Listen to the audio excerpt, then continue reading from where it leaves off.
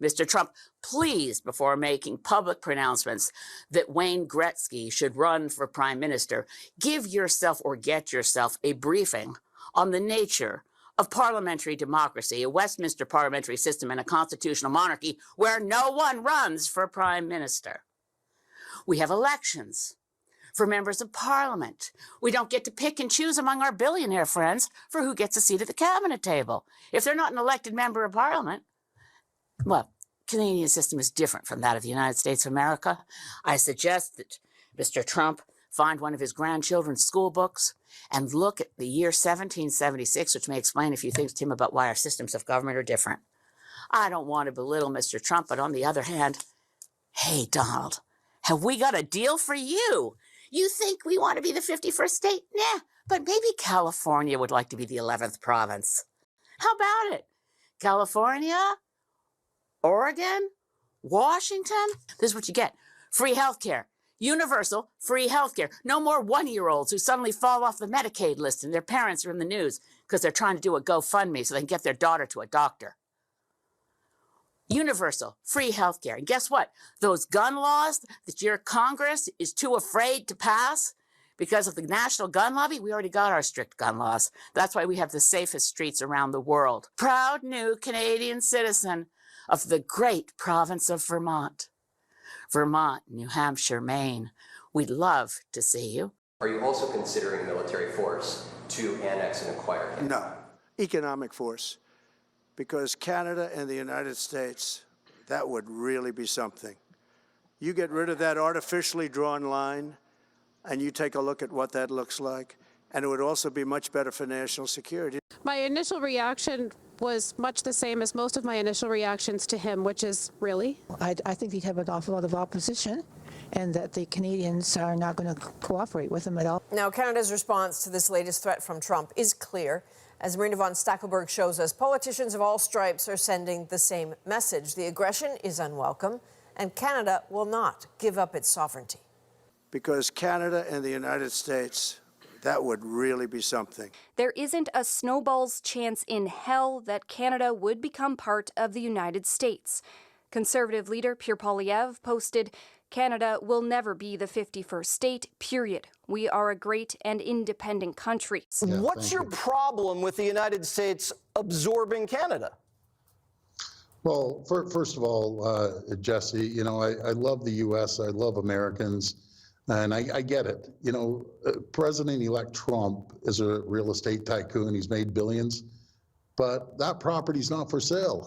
A different tactic from the federal Liberal Party, Humor, posting this clarifying map, which appeared to elicit this response from the president-elect. Canadians trying to make sense of it all. Do you think he's serious? I think he's very serious. He says all kind of weird things, so I think it's just better to relax a bit and start negotiating when it's time. What would you say to him? Yikes, that's scary. I'm not sure what economic force he would use. But we love our country, and it's a country, it's a nation, and we do not aspire to be 51st state. So let's not hear that anymore. If it was a joke, it was never funny, and it ends now. Canada is a sovereign nation, full of, guess what, proud Canadians. We're not jingoistic. We don't boast a lot. That's one of the things we kind of have in common with Jimmy Carter. We're not a big nation for braggarts and bullies. We actually like to think we're of service in the world. We could do better. We can always do better.